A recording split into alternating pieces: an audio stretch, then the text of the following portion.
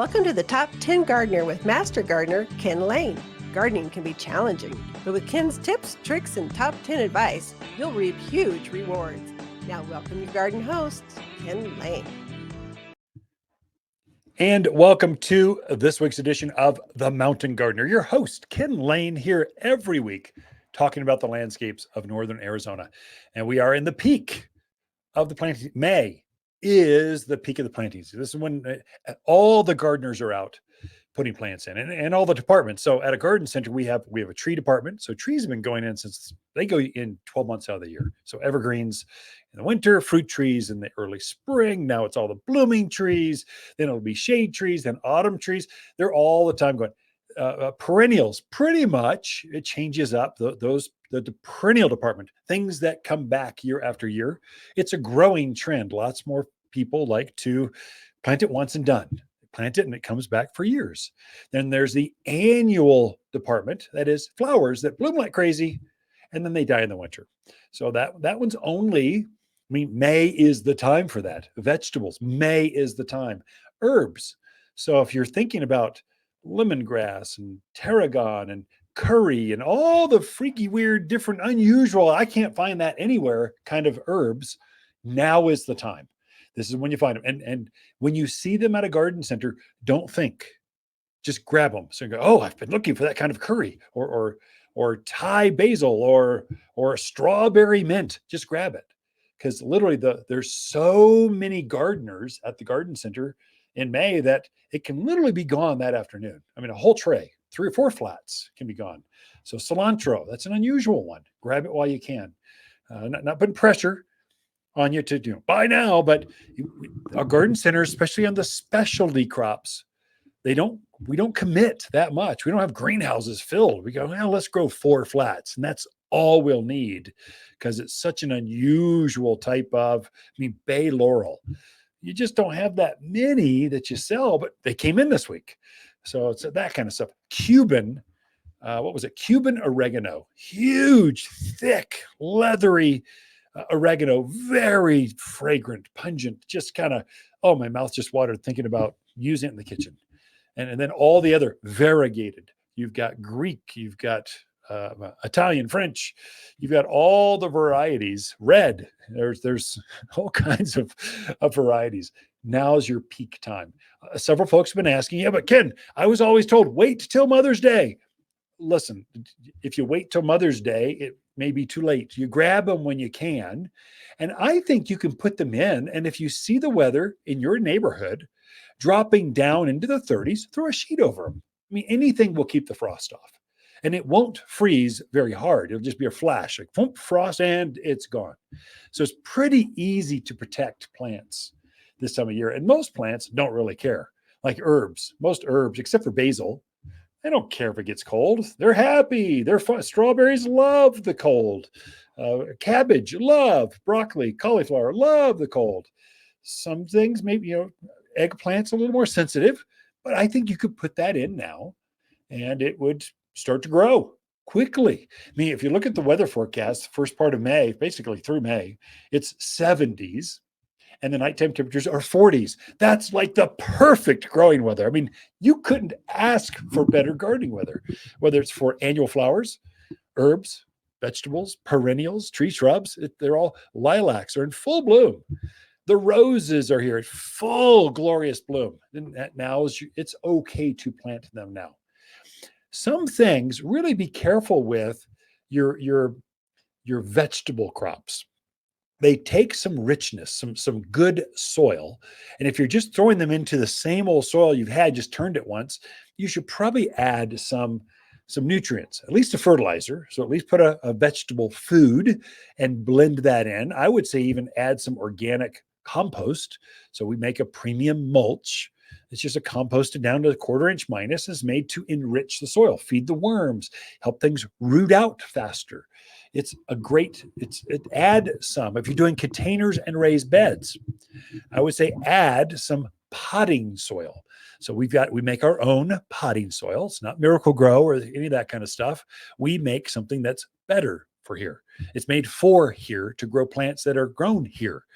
And so that's a soil that we start our cuttings and seed in, and it is magical. It really makes things grow fast. If you give a plant more of what it's grown up into, it's just going to go, wow, this is a great place. I like this. Let's just grow. And they take off. And so another little secret or tip, besides the fertilizer, enriching some soil again. Don't just throw it into old soil. And if you've got old roots and last year's plants and sticks and twigs, that is not good.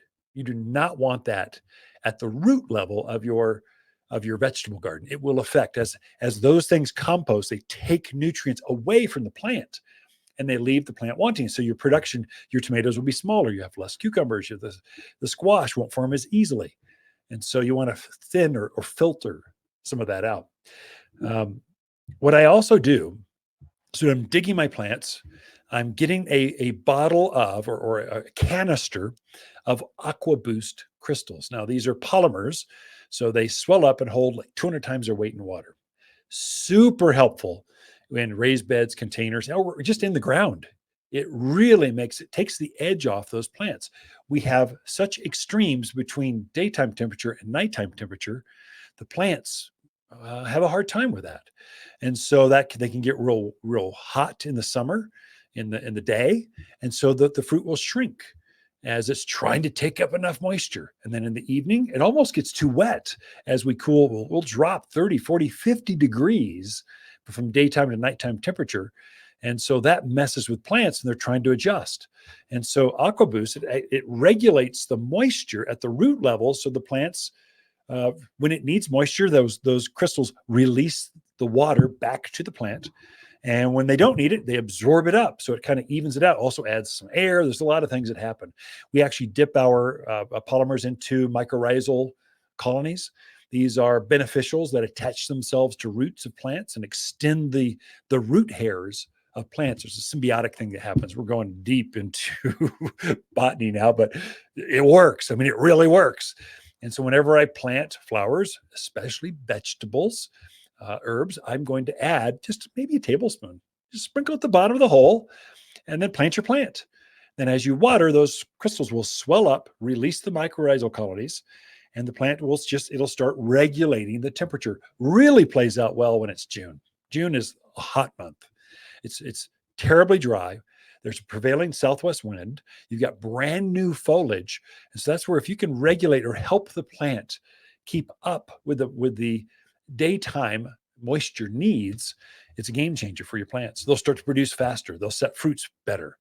And so that's one thing that I do for my vegetables that it really has made a difference. Tomatoes are notorious for having thick skins or cracking skin. That takes that just completely takes that whole issue out. AquaBoost crystals, it's magical. Fertilizing regularly. What else would I do? Cage. You need to cage. At the bottom of the hour, I don't have time to explain it now, but there's basically 3 types of tomatoes.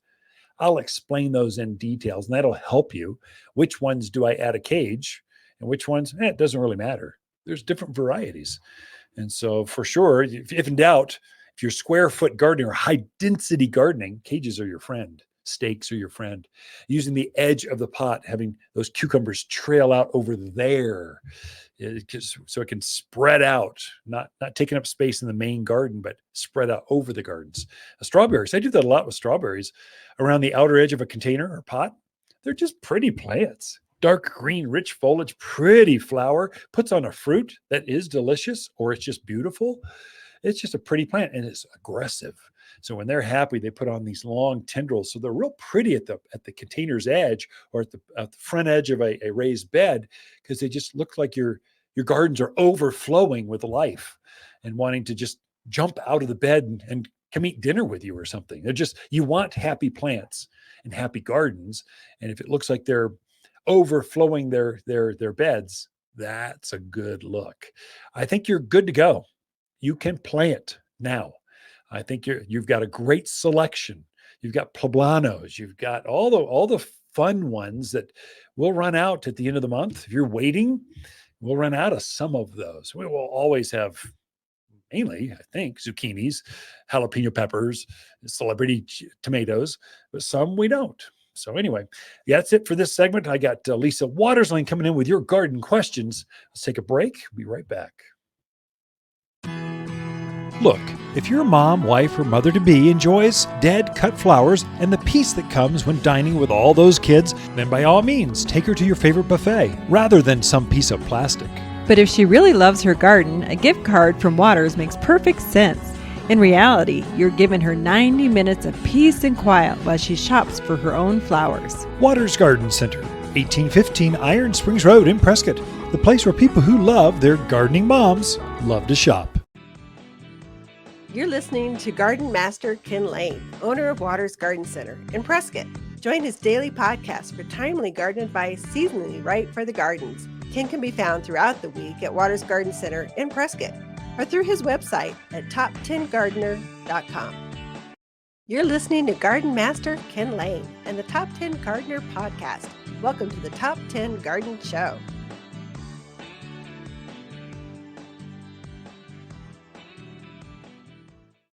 And we are back with Lisa Waterslane in the studio. She comes each week with your garden questions. Just what are people talking about out in their gardens, and can we learn something from that? So welcome to the studio, Lisa. Thank you. Yeah. How are you? I'm doing great. It's kind of nice to be off the line and in the studio. I've been on the floor, helping the crew with flowers and perennials and herbs and veggies, and they got a little overwhelmed, and so had a lot of. So the average semi will hold about 40 racks of flowers. Well, we had like 60 racks. There's a truck and a half of flour just coming in. Two. They were overwhelmed, so just came in to kind of help them out, and we knocked out the place when we got all done. The people are going, oh, this is the most beautiful I've ever seen the gardens, and it's so pretty. These are friends and folks that have seen us grow up over the years. It kind of tickles my heart when I hear that. So thank you for just commenting how nice the place looks. We are trying. And when you fill up a place with, trucks and trucks and trucks of plants that are beautiful, it does feel like a botanical garden. It does. That's our goal. Yes. And now with that new shade structure, you just want to bring your cup of coffee and peruse. Bring Stroll. Your dog. Bring your cat. Someone brings their parrot. Yeah, somebody brought a parrot in the other day. It was, I forget which, I don't know, my parrots. But we kept hearing this weird noise. It's like, was there something in the parking lot? What? And it was this bird just making all kinds of interesting noises, but it was fun. Yeah. So garden questions. We should cover some gardening things for folks. What is a good one that someone might have asked? Well, see if they can stump me. I had what was that? Earth Day. Went out to Prescott Valley. I told the kids, if you can stump me, I'll give you a free flower. And they came up with some really good ones. And luckily, even if I didn't know the answer, I could bluff. You could bluff. So, talk with confidence. Look them in the eye. There you go. All right. Well, Lauren is having some raised beds made to grow mainly vegetables and a few herbs. She wants to know, how deep should the beds be made? Oh, sure. So if you do your homework, it'll say 8 inches. What I find is that's not quite deep enough. If you can go 2 blocks or an extra, 16 inches, I would say be minimum. That'll help you with your deeper rooted, bigger things. It gives you more options down the road. Plus, it raises it up a top. You're building raised beds to get rid of the crummy soil you're trying to garden in. Well, get rid of it. Don't even be tempted to go down into that junk. Just put an extra block and just an extra layer, and then fill it up with good soil. Will be the secret. So I don't know how big this thing was, but if you're doing a filler, it's a really big bed, you'll probably have a dump truck bring in soil from a rock yard. Well, rock yards don't have the best garden soil, but they got something that they're taking silt, they're adding wood chips and manure. Those are our 3 resources. And so they're blending that together using a dump truck in a cement truck mixer. They just mix it all up and then dump it out. Go, here's our garden mix. That's good for filling up a bulk of the bed. The top layer, I would say the top 6 inches of that soil, of that bed, should be Waters potting soil. The potting soil will make the difference for whatever you're planting: flowers, vegetables, herbs, lavenders, butterfly bush, whatever it is. It'll be a game changer. Don't blend it into that filler soil. Just use that as filler, and then top dress with a 6-inch layer of water's potting soil and start planting. I mean, you will have, instantaneous success. All organic, all natural. It's safe. Most soils are not organic. The wetting agent they add to it is a chemical. We don't do that. We purposely keep our soils 100% organic, so you can confidently go out and plant your tomatoes, plant your cilantro, your oregano, or cucumbers, whatever, and enjoy it. Or whether it's flowers, you don't want to hurt the butterflies. Keep it organic. Anyway, I could go on and on. That's my soapbox. Yes, you could. Yeah, we need to be better. We can be better with the environment. We can be better. Oh my gosh. That is true. All right. So Constance wants to put a rose on the northeast corner of her house. It will get about 4 hours of sun max. Do you think it will do okay? And if not, what other type of blooming shrub would you recommend? Yeah, Constance, it's not going to be okay. It's not enough sun. A rose, it might bloom, but it'll be kind of leggy. It'll start to reach. It'll grow up and reach for the sun. It'll try to get out there where the sun is. So 4 hours is not enough for a rose. You're better off with some other varieties. Roses need at least 6 hours of sun or more. And the more you give a rose, the more roses, the more flowers you get. And so 4 hours, I think, just going to be a thin, wispy. We just wouldn't be happy. So many better choices. That's a good place for hydrangeas and hollies and azaleas and weigelia and rhododendrons. And there's so many. Abelia. You can go on and on. We have an entire section. It's under a shade fabric area to keep the sun, to mitigate the sun on those plants and make sure they're happy. We have an entire section. You walk through that. There's hundreds and hundreds of plants. One of them is going to call to you, go nuts. Take me home, plant me, enjoy me. Look for that. So probably a rose, not ideal. That's one where it's good to ask before you commit to, spend $30, put a rose in, and 3 years later you're going, why doesn't it ever bloom? Well, you should have asked ahead of time. That is true. All right. Next question is from Stephen. He bought a dwarf peach tree and put it in a large container. He says there were quite a few peaches developing. Nice. He wants to know, do we let them all grow? Do we let none of them grow? Good, yeah. Do we thin it out? What do you do the first year? Yeah, Stephen, great question. So all of the fruit trees that we grow here at Waters Garden Center, we purposely bring in varieties of the right age. So the people that shop here at our garden center had a nickel for every time I heard, I don't want to wait. I've got the money. I've been old enough. I'm retired. I got my dream home and I'm not waiting for peaches or apples or pears or cherries or plums. I want it to be of age now. So all of our trees are of fruiting age. Typically, peaches have to be about 6-7 years old before they're old enough to start producing fruit. So obviously you've got an older tree. So that's good for you. It's fruiting. Good. That's great. Enjoy. What the book says is don't let fruit trees fruit the first year because they're either fruiting or they're rooting. You want them to focus all their energy on a root. If it was a fairly large root you had, so it's 5, 10, 15 gallon size, it probably has enough roots. I would thin the fruit.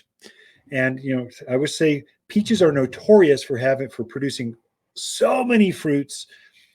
The roots cannot keep up with all this fruit production.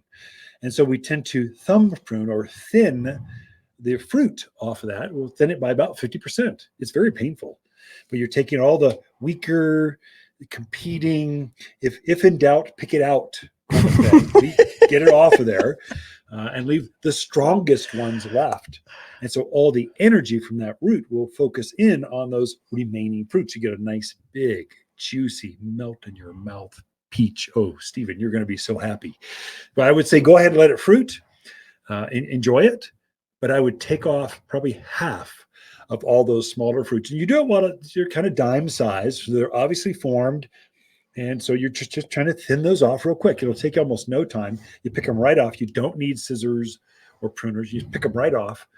And so be aggressive. It hurts most folks. They never, It does. seems like gardeners don't pick enough of their fruit off. And so Right. they're left with a whole bunch of pits and not much fruit on these plants. That's very important for plums, peaches, pears and apples are notorious for an apple will put on like a cluster of 5 apples on the end of a branch. Then the branch starts to weep and sag breaks. and it starts to break. Well, take all of them but 1 or 2 apples off of that cluster. As soon as you can see, oh, they're forming, oh, there's obviously 3 of those that just aren't as strong as the other 2. Take those 3 off of there. If anything's damaged at all, a blemish, take it out of there, get it off of there. It'll be game changer. So hopefully that answered Stephen's question. Enjoy. You are going to have, sounds like an amazing peach crop. Ken and Lisa Lain, the Mountain Gardeners. We are out of time. We'll be back after this. Ken here at Waters Garden Center, and we had a new flower come in. It's one of my favorites. We got it last year as a test, soft launch. This year we went all in because it performs well. It's a new sunflower. It's called Sunbelievable. The reason it's called Sunbelievable is supposed to put 1,000 flowers on, 1,000 sunflowers per year. I don't know if it does 1,000, but it does hundreds and hundreds, I can tell you that. So this is done, it automatically sets a new flower by itself. So a new one's coming up. So it's always got more flowers coming up. Unbelievable flowers. Those unbelievable flowers, sunflowers, here at Waters Garden Center, available for your gardens this year. You're listening to Ken Lain, aka the Top 10 Gardener. Ken can be found throughout the week in Prescott at Waters Family Garden Center. Listen daily as he answers the top 10 questions of the week, streaming on Apple, Google, Spotify, or wherever you download your podcasts. You've tuned in to the Top 10 Garden Show with garden expert Ken Lain. Join the conversation daily as he answers timely garden questions. Email Ken a question directly from your phone to his desktop through the web at watersgardencenter.com. That's Waters with 2 T's, gardencenter.com. Or visit face-to-face throughout the week where he can be found at Waters Garden Center in Prescott. Now welcome your host, Ken Lain. So we are into the vegetable planting season, whether you're starting radishes from seed or corn or beans or peas or tomatoes, it's time. I told you at the top of the hour, beginning of the show, that I would explain the 3 basic types of tomatoes. The tomatoes are the number 1 vegetable grow. We call it the introductory drug or plant of gardening. People start with houseplants and tomatoes. You can get them started with those and make them successful. They'll expand and then they go into peppers and cucumbers and they all of a sudden they're out to flowers like zinnias and geraniums, and it just goes from there. And then it's like in your blood, and it just keeps you young and gives you therapy sessions. It just makes you feel better because gardening just gets you outside in the fresh air, enjoying hummingbirds, butterflies, flowers, fragrance. There's a lot to it. And so tomatoes, there are 3 basic varieties of tomatoes: determinate, indeterminate, and you've got a patio variety or just a dwarfed kind of size. And so your indeterminate, these are the ones that are basically the big tomato plants. You know, they grow as tall as you and I do. You better have a stake. You better either give a place for them to just sprawl across the ground, or we stake them up with great big stakes, sometimes like lodge poles. They get so big. And so these are indeterminate. They do not have a determined height. So they're indeterminate. They just keep growing and growing and growing and growing. And the more they grow, the more foliage you put on and the more tomatoes they produce. That's indeterminate. Your grandparents basically grew indeterminate tomatoes. Then there's determined or determined tomatoes. There's a set size. It's determined to grow one size and then it's out. That's it. That's all there's going to be. These are typically the ones that are grown that are smaller. So Romas, the ones you make a lot of paste sauces out of, or canning supplies. If you want all your tomatoes all at once and I want to can them, Romas are a great way to go, or a paste type of tomato. That's the benefit. They're generally shorter plants because they're determined to be a certain size. Most of your patio varieties, these are also determined to only be about knee high. They really don't need to be staked. Many of them we have in containers, and they're made to grow for the entire season and produce nice crops in this one little pot, one little container. And so that's a determined variety. And then you get into kind of the funky stuff. This would be, we've got some ground cover varieties. There's some that are grafted. We actually graft plants onto certain rootstocks. It gets them more, just makes them stronger. We've got heirloom varieties. These are old-fashioned varieties like black Krim, green Germans, brandywines. These are all varieties that are very ancient, very old. We've gone with more hybrid varieties, not genetically modified. Hybrid, we're cross-pollinating different plants, so we create a new variety like an early girl or celebrity or champion. And the reason we do that is we go, oh, these two varieties are really good at, they don't get the leaf spot, they don't get Fertilome wilt, they seem to produce more than others. So let's breed these two together. We help them make whoopee there with the little flowers, pollen back and forth, and they come up with a new variety. What we get is a stronger, better breed of plant. That's a hybrid variety. So we've groomed this plant to be a certain variety, a certain way, to grow a certain size fruit. And so generally they're hardier plants. They're less disease prone. Your heirlooms are the old-fashioned ones. A lot of folks think, oh, I only want heirloom because, well, everything else is genetically modified. Well, no, that is not true. First of all, we don't do that here. Everything we have is organically grown, and it is not genetically modified. We're anti both of those things. We like natural, safe, organic, especially when you're eating it, herbs and vegetables, but flowers, and it goes right down the line. So we're not going to dip our plants in nicotinoids, all these other things that the box stores do. We just are against that. They're doing that for shelf life, just so it stays on the shelf and then get an extra week out of it. We'd rather just care for the plants and have a healthier plant. And so then we can keep it organic that way. So heirloom, you've got hybrid varieties, so cross-pollinated varieties. You've got some grafted varieties.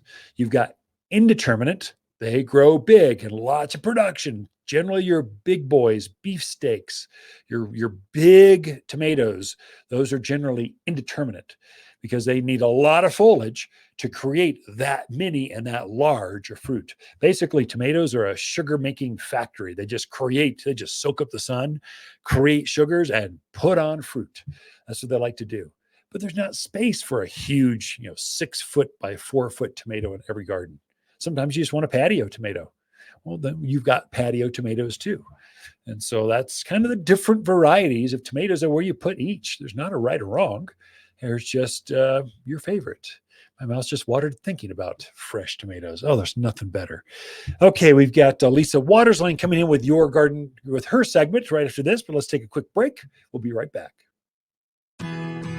Look, if your mom, wife, or mother-to-be enjoys dead cut flowers and the peace that comes when dining with all those kids, then by all means, take her to your favorite buffet rather than some piece of plastic.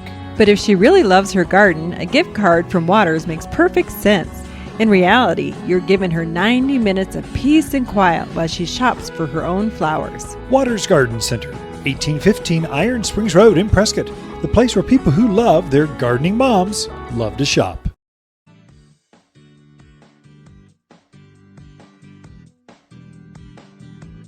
The Top 10 Gardener, your source for timely garden advice, seasonally correct for the garden, guaranteed to make a difference in your yard this season.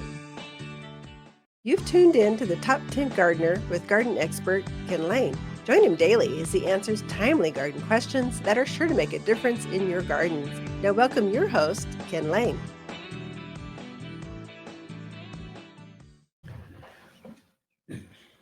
And we are back with Lisa Watersline in the studio. She comes and just shares her garden tidbits. What is she doing?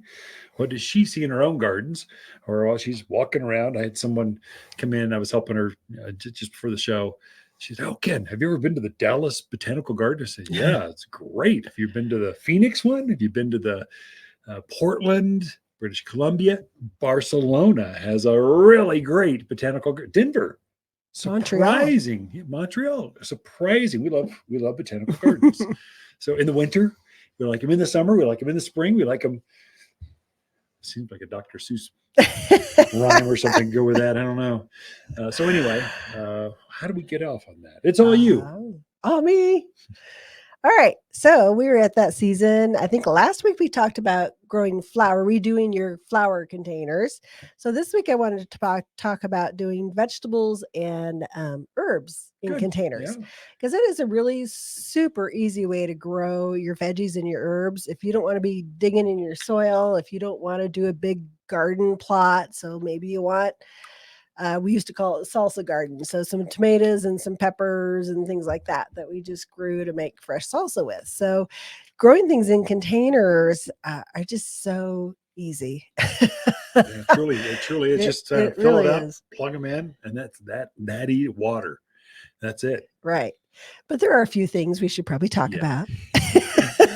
Or we can't fill up the whole 2-minute segment. We're done. Okay.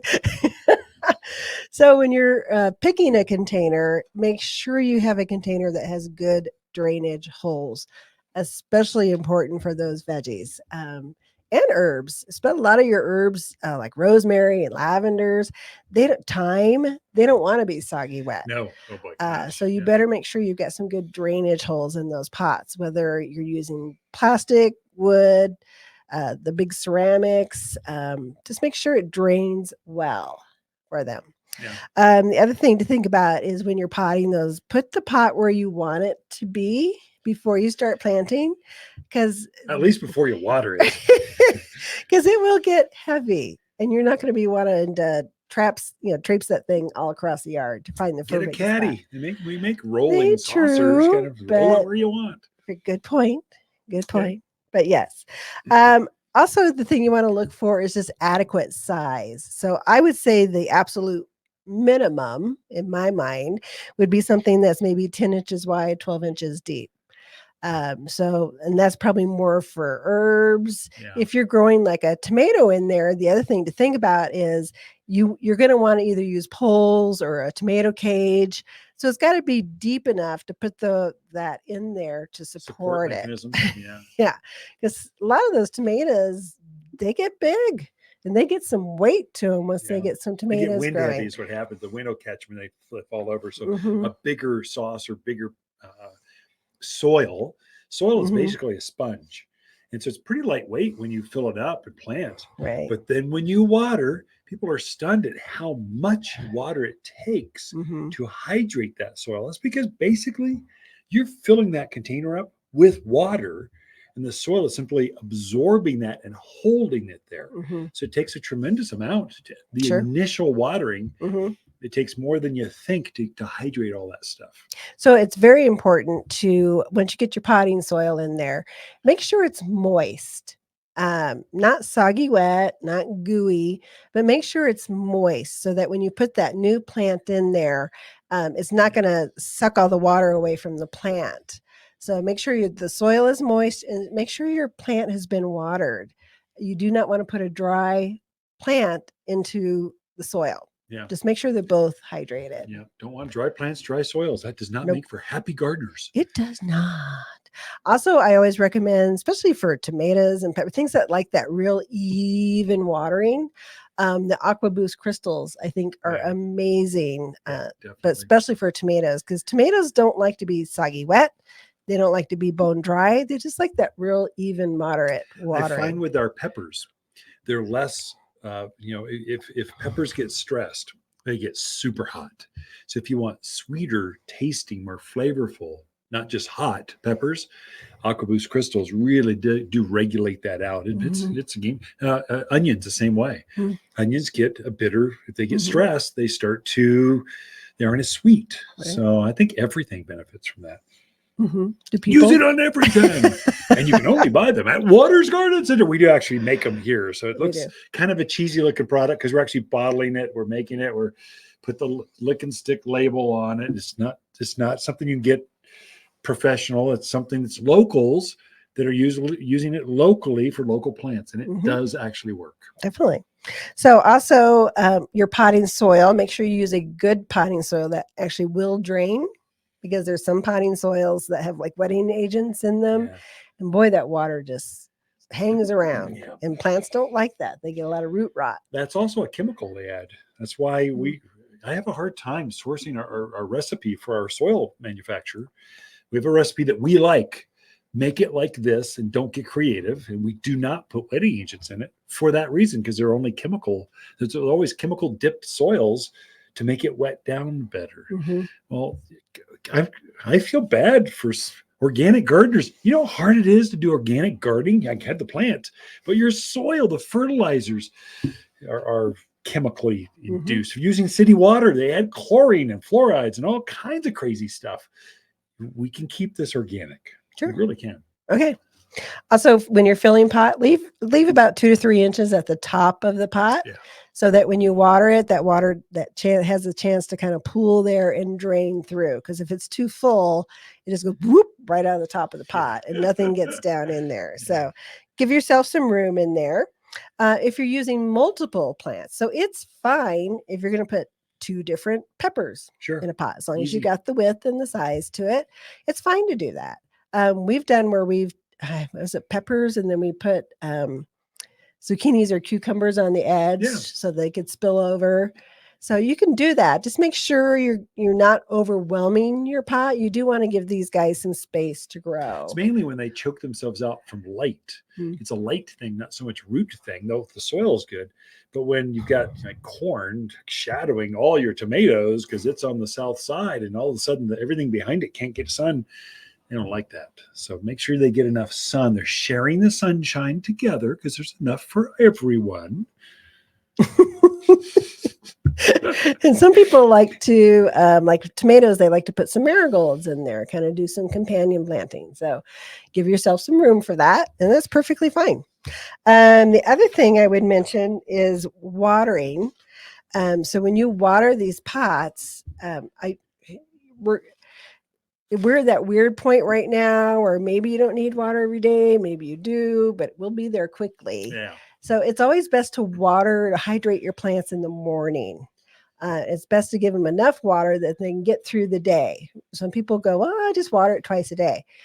It's actually better for them to get complete hydration in the morning and let them go through the day. Absolutely. Yeah. When you water in the evening, you're kind of inviting a lot of fungal issues, some diseases that want to come in because they like that moisture, that cool moisture. Bugs are attracted to it. Everything's attracted to moisture, right? Especially at night.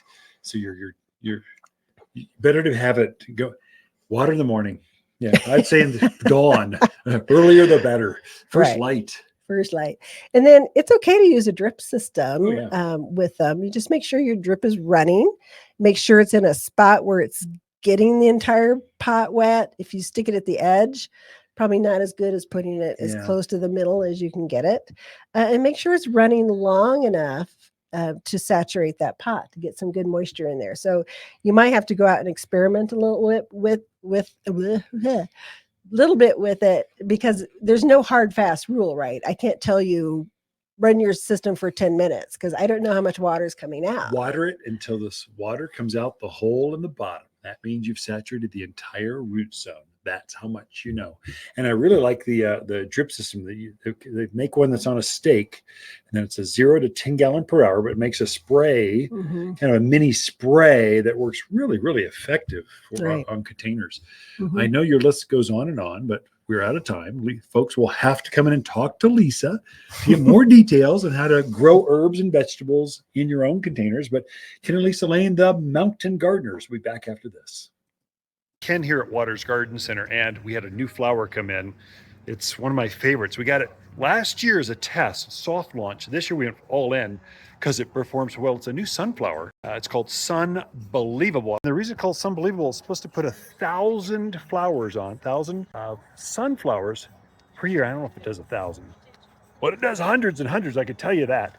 So this is done, it automatically sets a new flower by itself. So a new one's coming up. So it's always got more flowers coming up. Unbelievable flowers. Those unbelievable flowers, sunflowers, here at Waters Garden Center, available for your gardens this year. You're listening to garden expert Ken Lain, owner of Waters Garden Center in Prescott. Look for more tips, tricks, and garden shortcuts through Ken's website.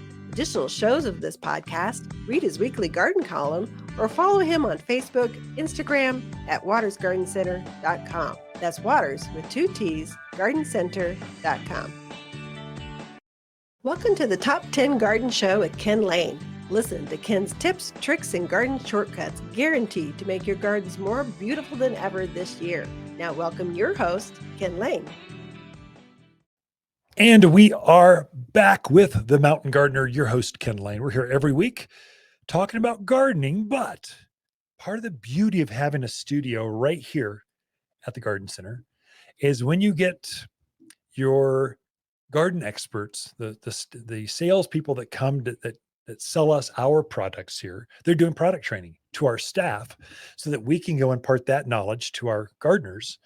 And so that knowledge floats from your head through us to the public local gardeners. And so Andy Danenberger, he is with Fertilome or VPG, Volunteer Purchase Group. Which one is it, Fertilome or VPG? Or which one's the master company? I never know. Yeah, well, the name of the company is VPG or Voluntary Purchasing Group. But, people don't know us by that. They know us by Fertilome or High Yield. Or Natural Guard. Or Natural Guard. Yeah. Well, Natural Guard is kind of on its way out, and we have a Fertilome green line. Gotcha. And so there's some backstories on the reasons why we made that change, but they've all been very, very positive. So Andy comes to train us on all of our, if you're going to make a plant grow or protect it from bugs or mildew and stuff, Andy's our guy. He trains us on, no, you want to use this product for powdery mildew and black spot for this, and this bug is going to go. Make sure we have all the details. So when we put that bug you bring into the garden center, put it under microscope and go, oh my gosh, this is serious. It's whitefly. It's the size of King Kong. When you blow it up 200 times on a big screen TV, we've got those technologies. We can go, here's what you need. This will take out. This will solve all of your problems or all of your plants' problems. Andy's the guy that makes us so smart. So tell us about yourself. Where do you live? How long you been in the industry? Just you can share anything you want. So yeah, no, I've been in the lawn and garden business for 40 years, almost 40 years. I started when I was, but you're a young man. That's not, I started when 40 I was years, 15 and a half years old, working in a retail nursery. And, from there, put myself through college, in horticulture. You've got a hort degree? I have a hort degree. Really? And 6 certificates in hort. I have a degree in business development as well, and entrepreneurship. And it's been a long time. I worked everywhere from an independent nursery garden center to a sales rep on the distribution side, sales rep on the manufacturer side, obviously now. And so all different kinds of things, but almost 40 years. 40, that's amazing. It's the only industry I know. It's the only one I've ever done. I do a lot of interviews with different professionals in our industry. They come in and go, hey, Eric, could you give me just a minute? Give me 10 minutes. People will be interested in that. So I interview them, and that's a theme. Decades in the business. Yeah. Seems like we get in and then we retire from it. That's just the way it is. We don't even jump around from companies very much. We stick with them until they merge or something happens, but we stay in this 32 years I've been doing this. Exactly. I mean, there was a 5-year period that I went to go work for the San Diego Zoo. So I was a senior horticulturist at the San Diego Zoo.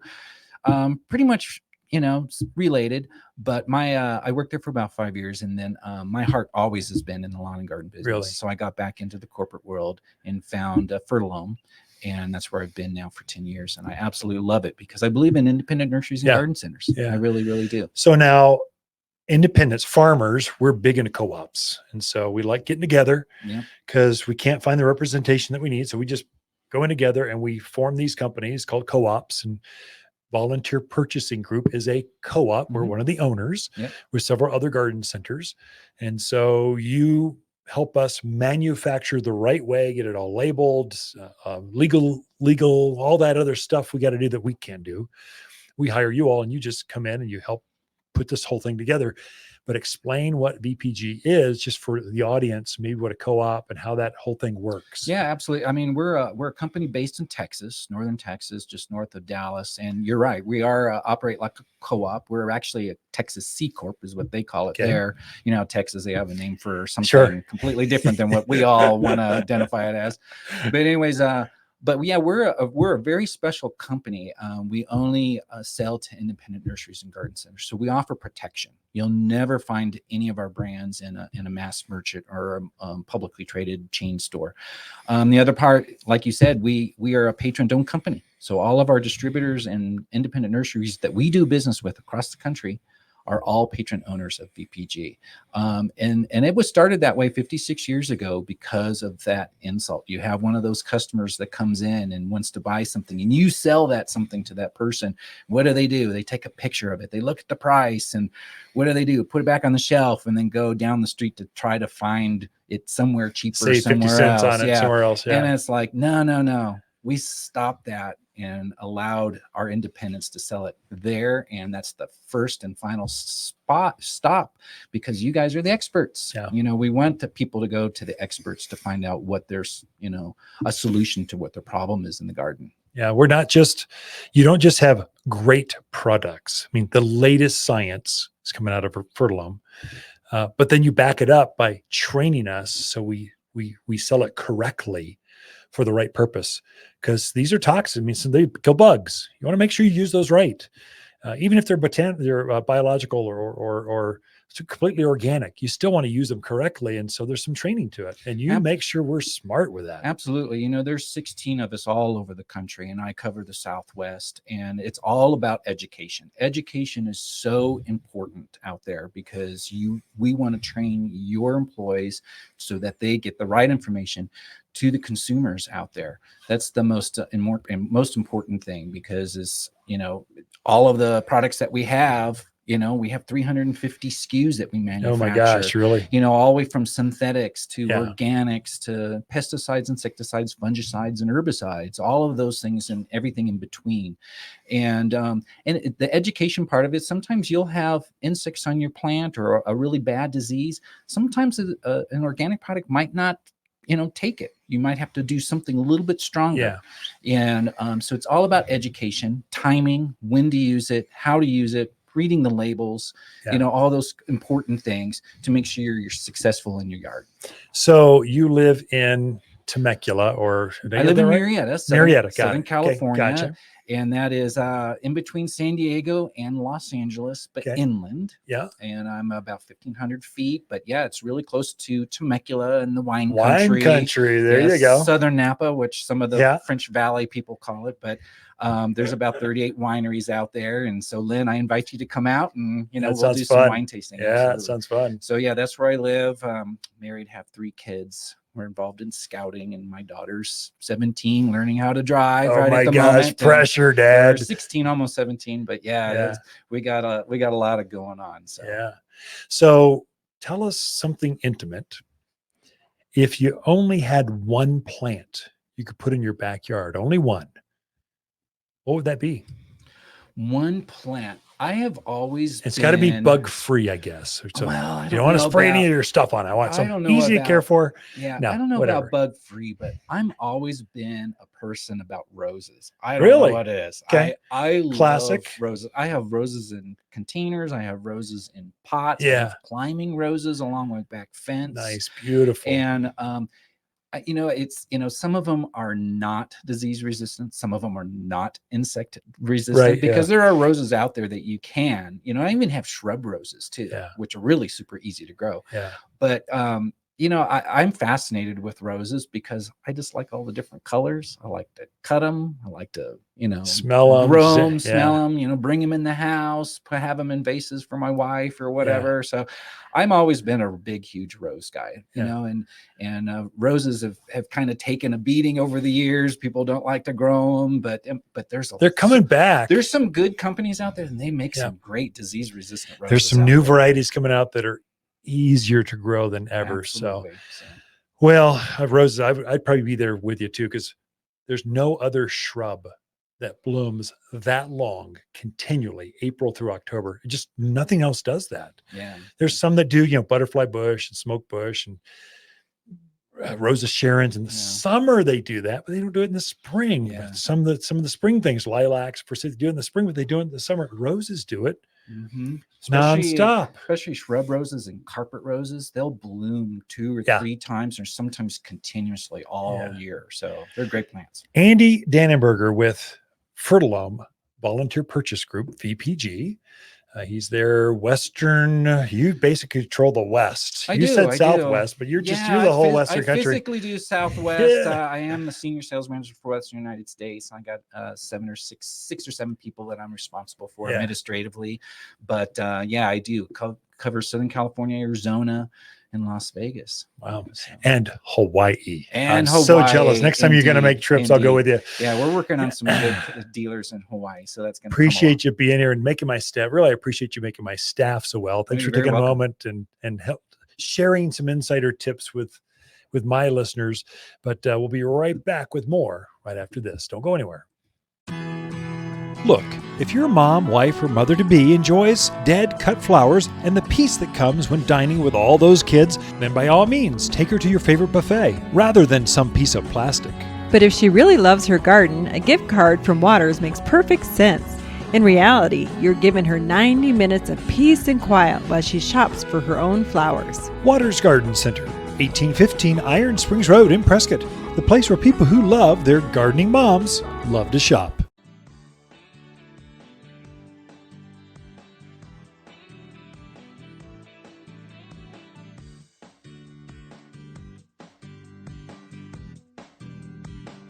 You're listening to garden expert Ken Lain. He can be found throughout the week at Waters Garden Center in Prescott. Thanks for tuning in to the Top 10 Garden Show. You've tuned in to the Top 10 Gardener with garden expert Ken Lain. Join him daily as he answers timely garden questions that are sure to make a difference in your gardens. Now welcome your host, Ken Lain.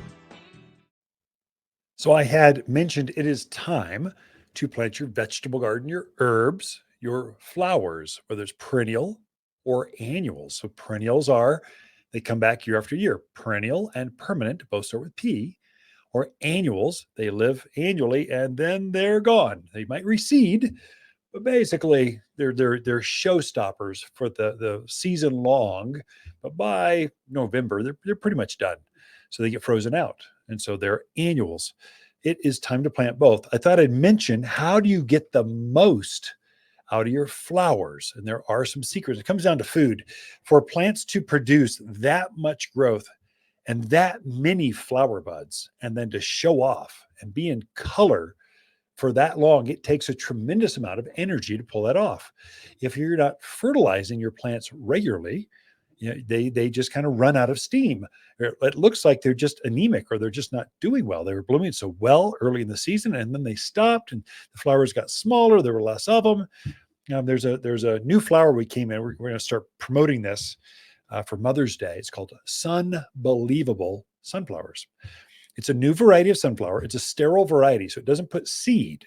And because it self-prunes, it blooms like a sunflower, about the size of not way bigger than a silver dollar, but not as big as your hand. It's a pretty plant. It doesn't get head high.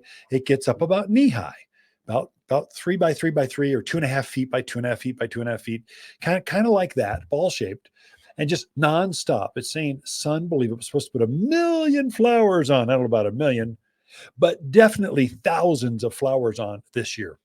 It's an annual variety of sunflower.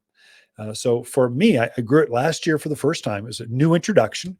This year, we got enough to actually have it as a Mother's Day. They're just so pretty, and they're nonstop riotous, like sunflower. I mean, just something about sunflowers and summer and sunshine and health and fresh air just goes together. It's just a really pretty plant. I noticed my butterflies love this Sunbelievable sunflower. Here's what I did. I planted mine in a container because I wanted it up where I could just enjoy it better. It's made to be, it's so pretty, you want to be around it all the time. So my back patio is where we like to hang out, especially during the season. So we planted it there in a container, not a big one.